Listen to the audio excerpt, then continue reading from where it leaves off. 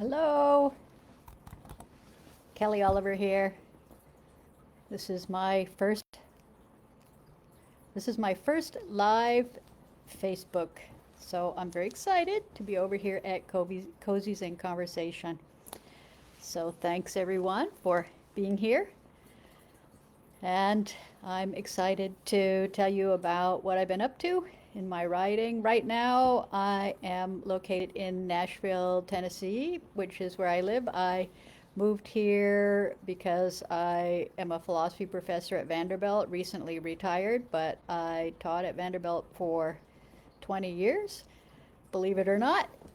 Before that, I moved around teaching philosophy at other colleges after getting my PhD in philosophy from Northwestern University. But I grew up in the Northwest, in Montana, Idaho, Washington states, and my mom was a housewife and my dad was a logger out there until he had a couple of kids and went back to college and became an engineer. But my grandfather, his father, was also a logger, and my mother's father, my maternal grandfather, was a forest ranger out there. So they didn't agree on much. One was cutting the trees and one was saving the trees, except maybe Canadian rye whiskey, which was what brought them together. So here I am, now far from home in Nashville, Tennessee. And as I said, I recently retired from Vanderbilt, where I had been a philosophy professor, so that I could write mysteries full time. So that's what I've been doing now, is writing mysteries full time. And I now have 4 different mystery series. I just launched the first book in my new mystery series. Oh, like, where is it? I have it here. The Case of the Christie Conspiracy. So this is really exciting for me. Whenever you see a book and can hold it in your hands after you've been working on it for so long as an author, is really, really exciting. I know readers, we just read them in a couple of days, but it takes a lot longer to write one than it does to read one. And this was a really special book for me because I got to go to an archive and do some research, and I want to tell you about that because that was really exciting. But first I want to tell you a little bit more about this book. So it launched last week, The Case of the Christie Conspiracy, and I'm so excited to say that it launched in the top 100 books overall at Barnes & Noble and as the #1 best-selling new release in the historical mystery category on Amazon. So that's very exciting for me. And the book features the Detection Club. If you haven't heard of the Detection Club was a group of writers in London, and it was started by Anthony Berkeley, who was a mystery writer. And in the late 1920s, he started hosting dinner parties at his flat in the suburbs of London. And his friends and guests included people like Agatha Christie and Dorothy L. Sayers and Gilbert Chesterton and other mystery writers. And I guess it's kind of like some of us have local mystery writing groups, and we get together and we talk about writing and talk about our books and what we're doing with our books. So that's what they did. And of course, that was, or became, in the 1930s, the golden age of classical detective fiction or mysteries. And the club, so at first just started him having people over for dinner and chit-chatting with his friends. And then in 1930, they formalized it as a supper club. So it became an official club, the Detection Club, and they started meeting at London restaurants. And one of their favorite places to meet was Cafe Royale in London. And the group grew and included the most prominent mystery writers of the day. And in fact, the club is still going. The club is still going, it's still going strong, and it still includes the preeminent British, mostly British still, but not exclusively, mystery writers, contemporary mystery writers. And right now, Martin Edwards is the president of the Detection Club. The very first president of the Detection Club in 1930 was Gilbert Chesterton, the author of the Father Brown mysteries. Probably a lot of you have watched the great Father Brown mysteries on BBC television. So Gilbert Chesterton was the first president of the club, and Dorothy L. Sayers she's the author of the Lord Peter Wimsey series. Dorothy L. Sayers was the secretary of the club and really the heart behind the club. She was, from what I've read, really, really into this and had a lot of fun putting together the oath that the club members had to take. So they had all kinds of rituals. So they had a special oath that they had to take where they vowed to play fair with the reader and not bring in any supernatural forces or trap doors or super solutions that were not already prefigured in the novel with proper clues and so on. And in addition to the oath that they took, they would turn out the lights, and she and Gilbert Chesterton would wear capes, and they got a skull, a human skull, and named it Eric. And they'd bring Eric in on a pillow, and they'd swear their oath on the skull, and they had a whole speech that they'd give, and then the initiate would have to give a speech, and it was a pretty big deal, and a pretty big deal to be invited to join the club too. So Dorothy would send out the letters inviting people like Nigo Marsh and Margaret Allingham and all these great mystery authors to join the club. And then they wouldn't really know what to expect, and they'd show up and there would be a skull, they'd be having dinner and they'd have to swear an oath, and it was all very secret. So they didn't let anyone know about these rituals until they were initiated into the club. So now it's not as hard to find out about the oaths. Well, I don't know about the contemporary oaths, but at least these historical oaths and rituals, you can read different blogs, and Martin Edwards has a book about the history of the Detection Club. So there's a lot of information out there that is really, really fun to read about. And I made a pilgrimage this summer to Wheaton College, which is a little college outside of Chicago in Wheaton, Illinois, which is a super cute college town, very charming place.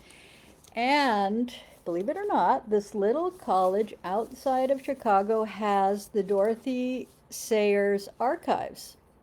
So Dorothy Sayers' letters and papers are all there at the archive, and so are Gilbert Chesterton's. So they have an amazing collection of archives at the Wade Center. It's called the Wade Center, and it was set up to house these archives. They also have C.S. Lewis. So apparently, a literature professor in the 1950s who was teaching courses on mystery, but also, this is a religious college, a Christian college, and so collected the papers of authors who also wrote religious treatises, and it wrote in theology. And Dorothy L. Sayers wrote treatises on theology. Her father was actually a minister. And Gilbert Chesterton also was Catholic and wrote treatises on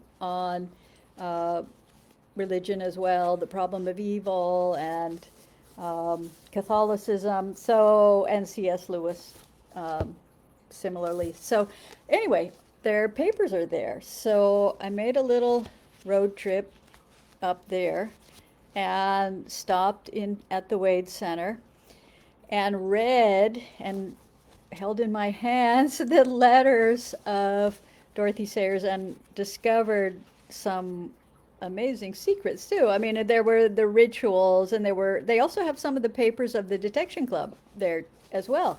So there were things like menus for their dinners and the rituals and the rules and the speeches that they gave, but personal letters that Dorothy L. Sayers wrote. And I guess one of the things that I was looking for that I'd read about, this is actually, I'm giving away the inciting incident of the next book. I'm actually right now, so of course this book just came out, but as all of you authors know, that means that I am hard at work finishing the second book in this series that's going to be called The Case of Blackmail on the Blue Train.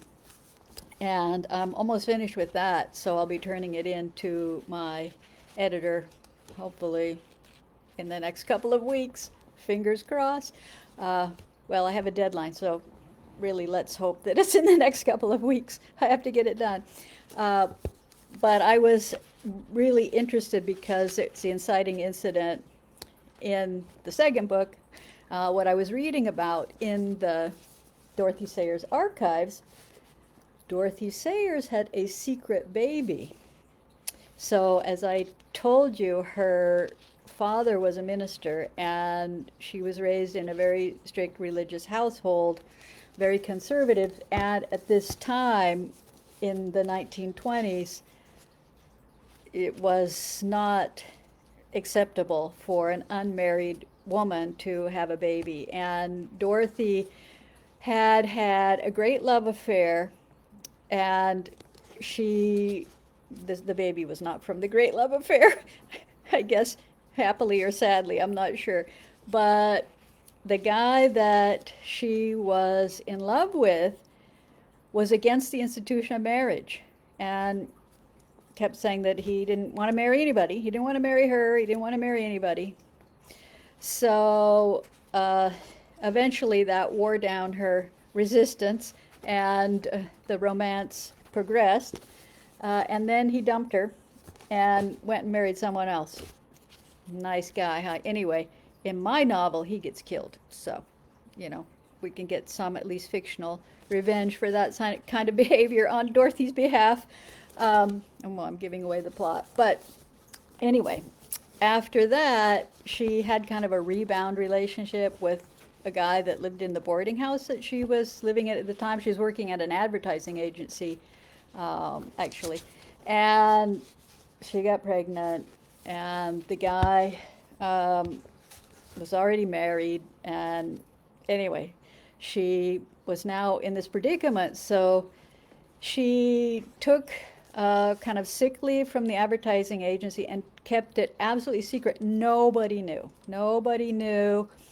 And she had a cousin named Ivy that they were very close growing up, and her cousin fostered orphans. She took in several children and raised them who had lost their parents or been put up for adoption or whatever. And so Dorothy Sayers wrote to her cousin and said that this friend of hers was having a baby. It would be a great favor if Ivy could take it, and so on. And so Ivy agreed to take it. And I'm reading these letters. I mean, I'm actually reading there at the archive, reading the letters that Dorothy Sayers wrote to her cousin Ivy, saying that this friend of hers was having a baby, and would really mean a lot if Ivy would consider taking the baby. Meanwhile, I know that it's not a friend, it's Dorothy herself. So eventually, as I'm reading through the letters, as it gets closer to the birth of the baby, Dorothy admits to her cousin that she is the one having the baby, and she ends up having a baby boy. And her cousin Ivy takes the baby, and nobody else knows. Her entire life, Dorothy Sayers takes this secret to her grave. Only her cousin Ivy knows. She would visit the baby, she'd visit Ivy, she would watch him grow up, and he only found out after his mother, Dorothy Sayers, had died, and her will was opened, and he was in the will. So it's quite an amazing story. It's quite an amazing story, but that is not the story of the Christie conspiracy. That becomes part of the story of the next one. This story is also based on a true inciting incident. And then, of course, lots of fictional stuff. But the case of the Christie conspiracy is based on a point where some members of the Detection Club actually wanted to expel their most famous member, Agatha Christie. So remember I told you that they had to swear an oath on the skull, on Eric, which, by the way, turned out to be a female skull, so they've had to rename it Erica.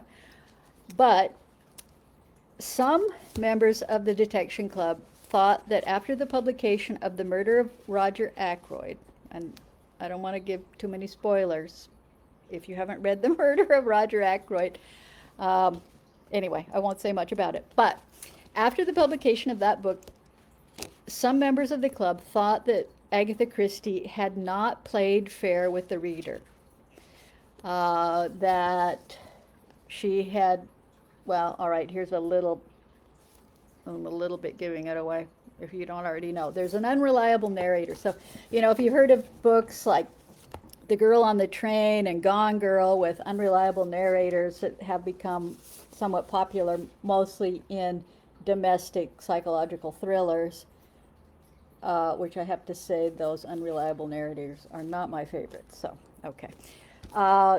Some of the Detection Club members thought that this wasn't playing fair. So that becomes the inciting incident in the case of the Christie conspiracy. And of course, in my book, there's an initiation ceremony and someone drops dead in a locked room over this debate over whether Christie should be allowed to stay in the club or should be kicked out of the club. So in the case of the Christie conspiracy, you see characters here based on real life people. I mean, Agatha Christie, Dorothy L. Sayers, Gilbert Chesterton, Anthony Berkeley are all characters in the book, along with my fictional sleuths. Ends up being kind of a sleuthing team of Eliza Baker and Theo Sharp, who end up working together. And they both, well, Theo is an aspiring writer who's a member of the club, and Eliza is the secretary of the club. And, well, there's a lot more to the story. But anyway, that is the new series. The new series is based on the Detection Club, which has been super fun to learn about and do lots of research. So one of the things since I stopped being a philosophy professor that I've had a lot of fun doing is research for these mysteries. And I used to do a lot of research when I was a professor. That's what we do. And I actually used to write a lot too as a professor because, publish or perish, and I didn't want to perish. So I published a lot, but it was philosophy, scholarly stuff, and nonfiction on lots of different issues having to do with ethics and women and animals. And, over the course of 30 years of writing nonfiction, I wrote on a lot of different philosophical issues and did a lot of research. But now I've been writing historical mysteries, along with some others too. I'll tell you a little bit about those. But I just want to tell you a little bit more about my other historical series and what I find so much fun. So I have been doing historical research, and it is a blast. It is so much fun. And the irony, I guess, is that I always hated history as in school. We had to study history, and I always hated it. In fact, I was so bad at history, maybe I shouldn't admit this, but in college, there was a required history course, and I put it on pass-fail because I was like getting a C, and as a usually straight A student, I really couldn't abide getting a C. But I just did not have a mind for all the dates and all the details. I mean, I guess, as you might imagine, if I was a philosophy professor, what had more abstract way of thinking, more big picture and not little details of armies moving this way and that way, and it was too much for me. But I have now rediscovered a love of history by learning fun little tidbits. So not so much what battle took place when and where, and but uh, just tidbits about history. And I guess another irony is that one of my favorite series that I write that now has actually 9 books is the Fiona Figg mysteries, and they're set in the First World War. So, okay, there's a war. I really don't like reading about war, and I don't like reading about war in the newspaper. I don't like reading about war in history books, but now I have like this huge shelf of all these war books. I mostly just use them for reference, but I've learned some interesting tidbits, and those are the things that are fun. For example, in the First World War, tea became a protected commodity in Britain, and even in the documents, they referred to it as a weapon of war, as a protected commodity, because they transported the water to the troops in petrol cans, like gasoline cans. Ooh. And to camouflage the kind of residual petrol flavor, they made strong tea. So instead of drinking water, they drank very strong tea, but it was carried in the containers that used to contain petrol or gas. Kind of disgusting, but also very interesting. Interesting historical fact. Anyway, I've learned lots of little tidbits like that. And in all of the Fiona Figg mysteries, I have been on a mission. And this mission is actually related to some of my scholarly work, which, as I said, some of it was about women and women's issues. So my project in the now 9-book strong Fiona Figg mysteries has been to reclaim women from history who have been relegated to the dustbin, either forgotten or maligned by history. So I guess you could call it a kind of feminist reclamation project, to take a real life woman and to make her a character in the book that interacts with Fiona and plays a part in the plot of the book. So oh, I don't have the first one, the first couple of here, but I have a stack of books all around me, but I haven't prepared with all of them. So in the first one, which originally was titled Betrayal at Ravenswood, but is now called Revenge at Ravenswood, which features Millicent Fawcett, who was a very important suffragist in 1917, 1918, during the Great War, and her sister Elizabeth Anderson was her married name, who was the first doctor, the first woman doctor in England.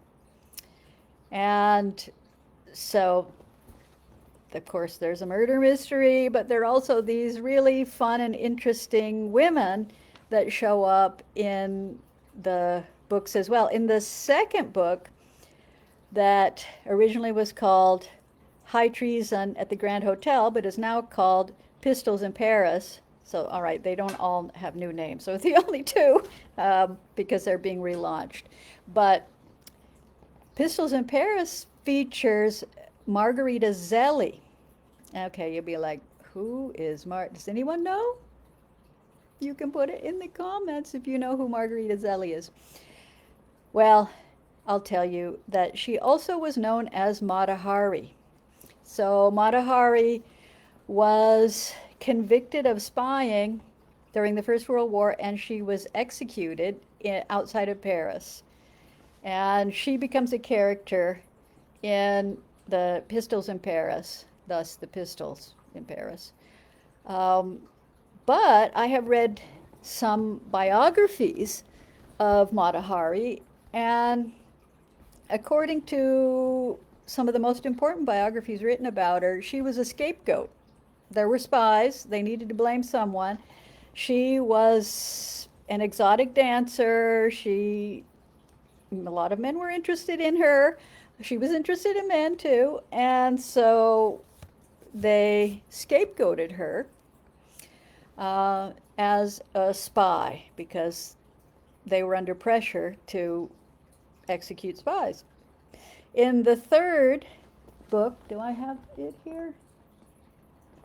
Oh, wait. Oh, I just had this one printed. That's why it has this band on it. I'm going to cover the band. This was, I wanted to see if it turned out okay. This is Villainy in Vienna. They're getting new covers too. That's why I wanted to see how the cover looked. And in that one, and I won't just go through all of them, but just to give you an idea, in Villainy in Vienna, Fiona encounters, among other people, Malavia Einstein, who was the first wife of Albert Einstein. And it is now known that she was actually better at mathematics than he was, and she was instrumental in his first publications. In fact, they co-authored these publications, but decided not to put her name on it because they thought that having a woman's name on it would discourage journals from wanting to publish the work. So they were collaborators on Albert Einstein's earliest work and most important work, including the theory of relativity. But does she get credit for it? No.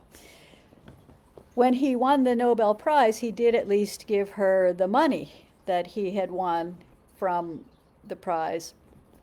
But she still doesn't really get credit for the important discoveries in science and in physics that she helped produce with her then husband, who actually was fooling around with his cousin and left her for his cousin and other women.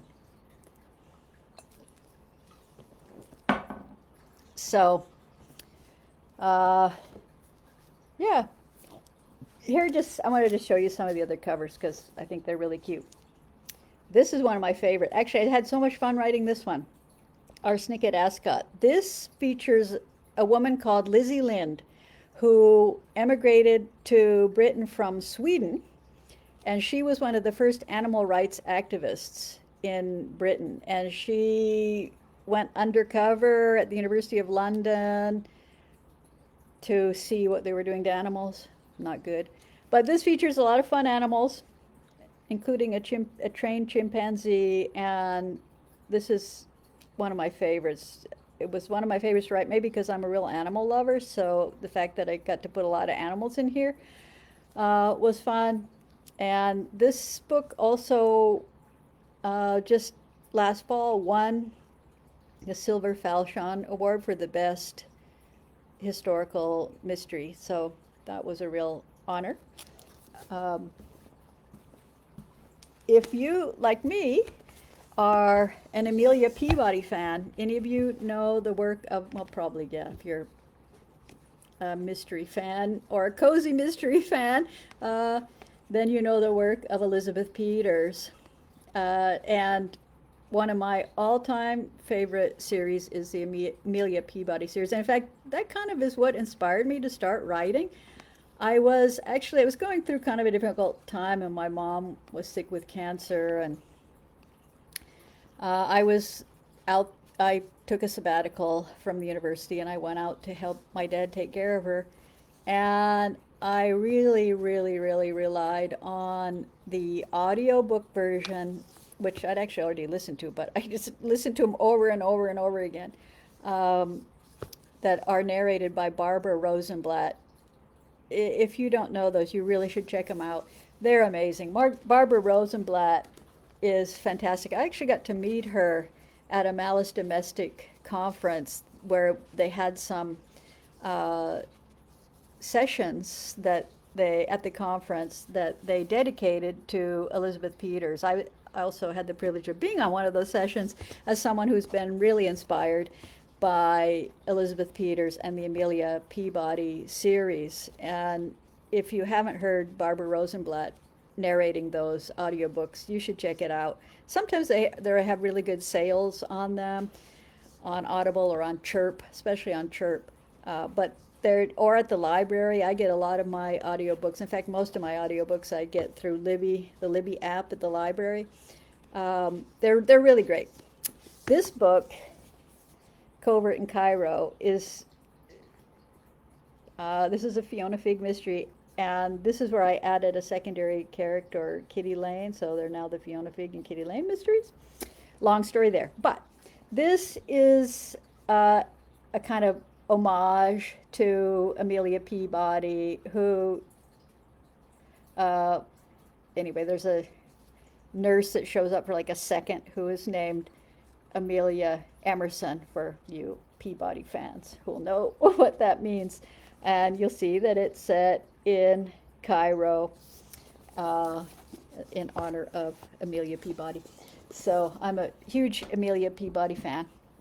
And then I just want to show you, this is the latest book in the Fiona Figg and Kitty Lane mystery that just came out a few months ago, Poison in Piccadilly. This was also a really fun one. Well, they're just fun to write. I love writing this series so much. There also is a kind of love triangle. I don't know if you've read the books, then I'd be curious to know if you're on Team Archie or Team Fredericks. They're cozy, and there's no sex or anything like that, but there is some witty romantic banter, especially with her nemesis, Frederick Fredericks. If you know the Amelia Peabody series, you'll know that in the Amelia Peabody series there's a recurring bad guy, the master criminal, Sethos. There's a recurring nemesis, and Fiona has one of those too. A very charming and cheeky, devilish recurring nemesis named Frederick Fredericks, who, by the way, is also based on a real-life character. The real-life character's name is Fritz Duquesne, and he was a spy for the Germans in both the First and the Second World War, and the story of his life is stranger than fiction. Oh my gosh. So he worked for a while as a reporter for a New York newspaper. I mean, he worked undercover. I mean, he was a spy. And he worked for a newspaper. He posed as a corporal in the British Army. He posed as a South American importer of rubber. He had all these lives. He actually grew up in South Africa, and his family was killed in the Boer War by the British. So he was not a fan of the British. So he took every opportunity to work against them, both in the First World War and the Second World War. But he was quite a character. He was, at one point, he was in prison. He was caught and he was in prison. And he pretended to be paralyzed for 2 years, including they were sticking pins in his legs, and he didn't flinch.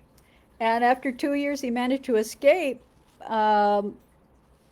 dressed as a woman, when once a woman came in to give him his food or something in the prison, and he wasn't really paralyzed, and he escaped the prison. He actually had a couple of prison escapes. So anyway, interesting character.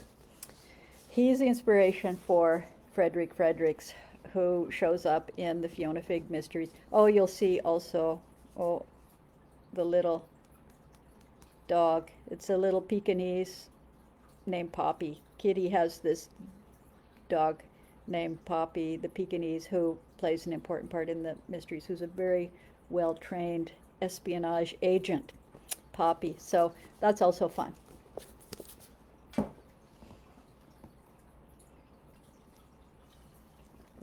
So what are your favorite cozy historicals? Do you have favorite cozy historical mysteries? Let me know. I'll be curious. Put them in the comments. See what your favorite historical cozies are. As I said, I really like the Amelia Peabody series. Uh, I also love, if we're talking about more contemporary, historical, cozy-ish, not completely cozy, but cozy-ish mysteries, more traditional, I guess. I love, love, love Sujata Masi's Parveen mystery uh, series about the first female lawyer in India. Those are really good, well written, and really fun mysteries. So tell me what your favorite historical cozy mysteries are. I would love to know. I also, in addition to writing the historical mysteries, I actually have a kids series, the Pet Detective Mysteries, and this is the omnibus that has all three of them in it, but they do also come out separately. And they're chapter books, but they have some really fun illustrations, and they are about, these are contemporary, they're not historical. These are about a 12-year-old girl named Cassie O'Rourke and her 8-year-old brother named Percy, who live in Nashville, Tennessee. That's also where I live. And their mother's a veterinarian, and they have a petting zoo. So they live at a petting zoo, and they are pet detectives. So again, lots of animals, lots of fun animals. The first one begins when their little lion cub goes missing.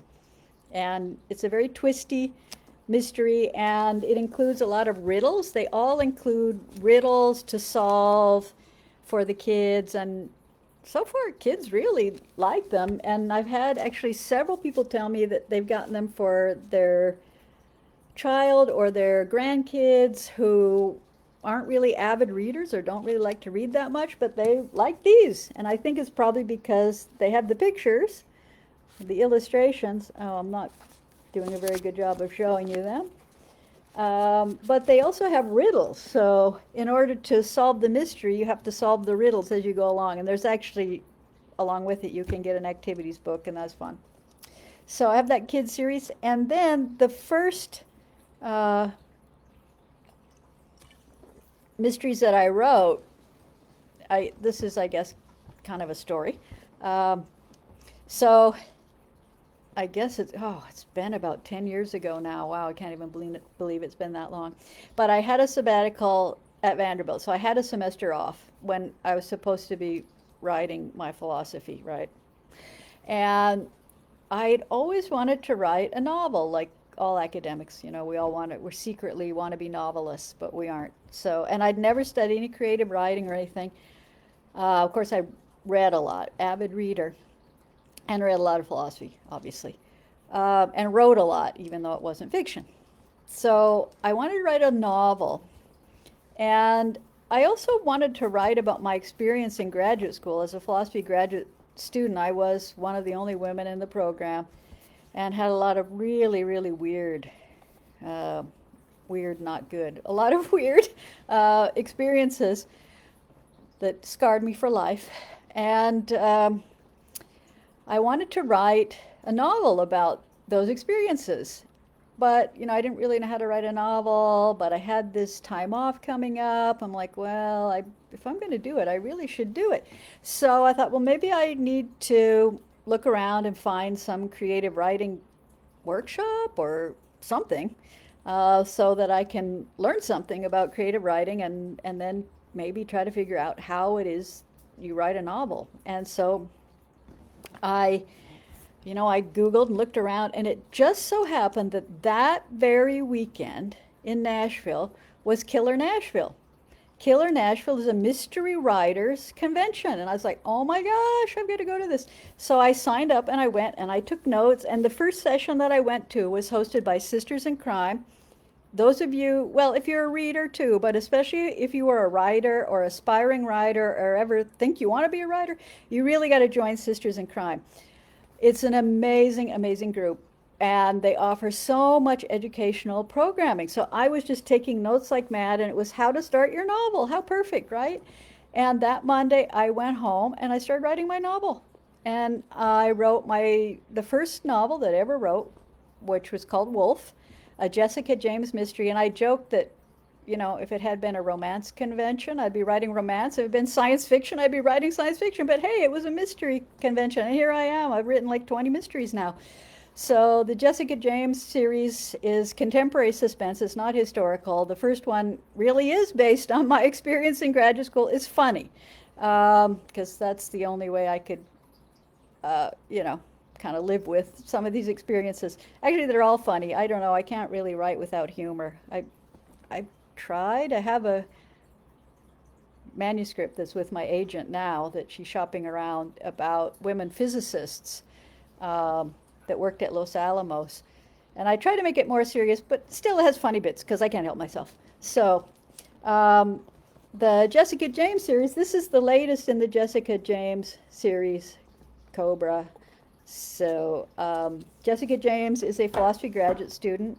Wonder where that came from. And in the first one, her dissertation director is murdered. Okay, I did not murder my dissertation director.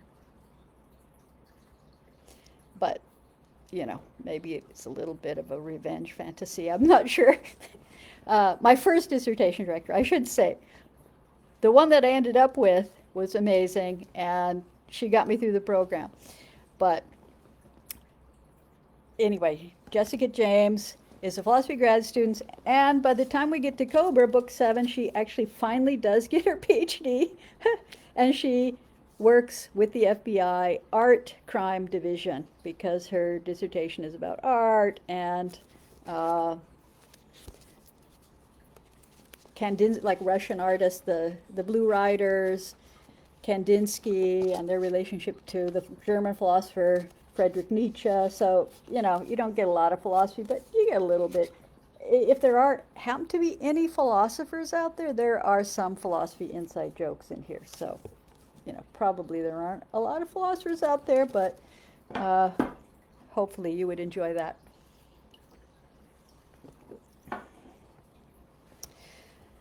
So this is where I write. I sit in this very chair. This is a reclining chair. I used to, you know, work at a desk like for years, and then you get older. I had to start, I stood up to write, and then I stood up for a couple years and my legs got tired, so now I write in this recliner, and I have like a lap desk here, and pretty soon I'll probably have to lay down to be able to write. And I found this was a weird thing. So, you know, I said that I used to write nonfiction and scholarly stuff, and I used to stand up and do it, and I would drink tea and write.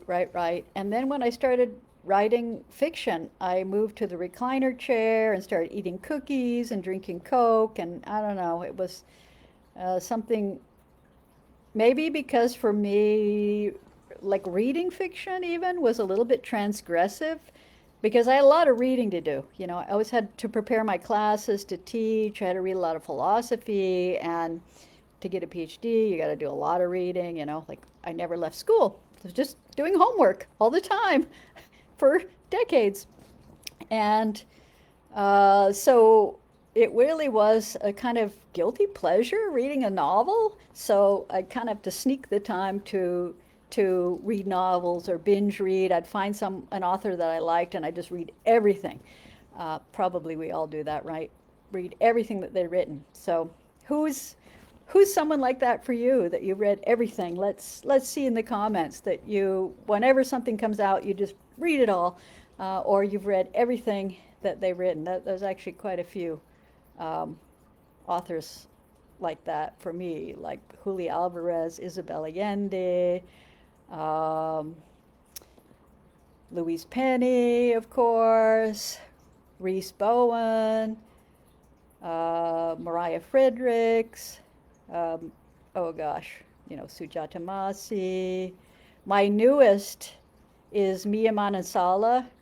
If you don't know her, cozy, if you like cozies, oh my gosh, these are so fun. So I've been binging this series, the Tita Rosie's Kitchen. So especially if you like culinary cozies, you know, these have fun, lots of food. Who doesn't like food, right? Um, so, yeah, I was saying that it was a little bit of a transgressive, guilty pleasure reading fiction, and so maybe writing fiction was the same way for me. I don't know. Or maybe it's just my old body and I now have to sit in a recliner to do my writing. So I spend most of my day here, especially now that I'm retired and I'm writing mysteries full time. Like, this is all I do.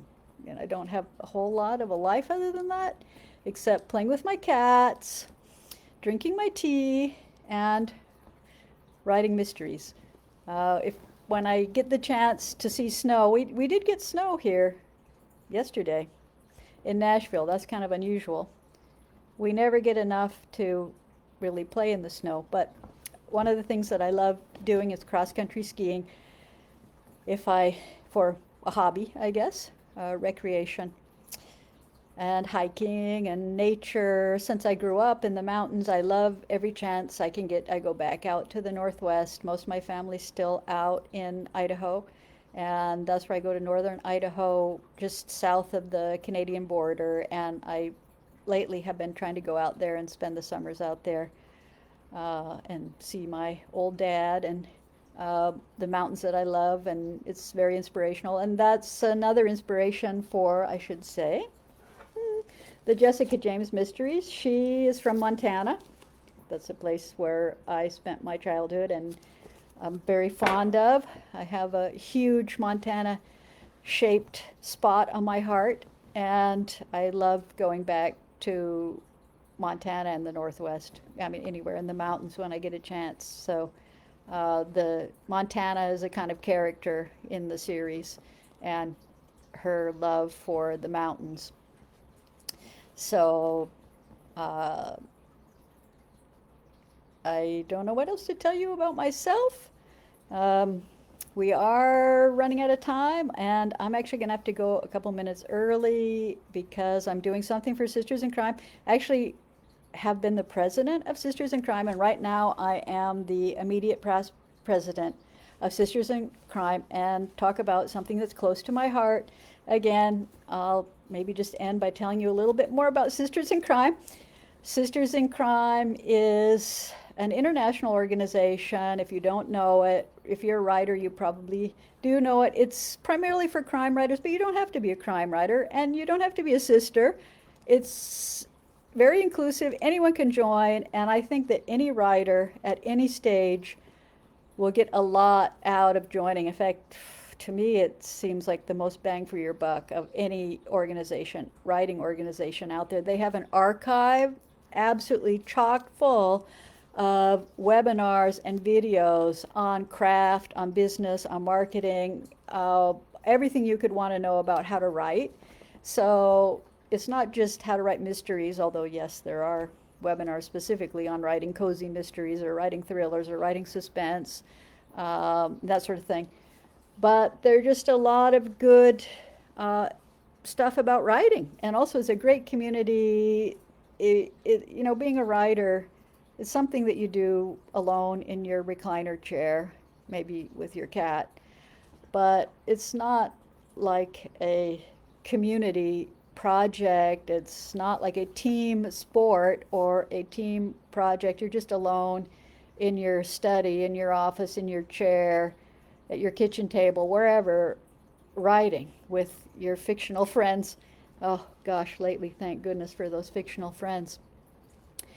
But Sisters in Crime is a great community, and it's a great way to connect. And I've made so many friends through Sisters in Crime. And if you're just starting out, the Guppies, which is a chapter of Sisters in Crime, is also a great part of Sisters in Crime, with a lot of educational programming, but more than that, just a wonderful sense of community. So with that said, I'm going to have to sign off because, as I said, in 7 minutes, I have to hop on a Sisters in Crime webinar practice. So it's been great spending part of my Friday afternoon with you, and I can't wait to see your comments, and I'll continue chatting with you in the comments, and I will pick at random someone from the comments to gift my latest, a signed copy of The Case of the Christie Conspiracy. So be sure and drop a note and say where you're from,